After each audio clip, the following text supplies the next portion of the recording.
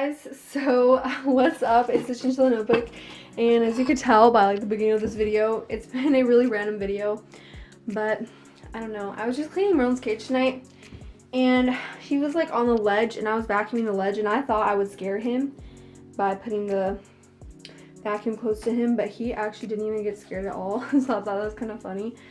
But anyway, because like the vacuum isn't that strong, he was literally like putting his nose in it, and he wasn't getting affected or anything. But pretty much, if you guys don't know why I haven't been posting as often, I need to put more hay in here, but it's because I just started college. I know I said I was in college, but I was actually just taking a college course before.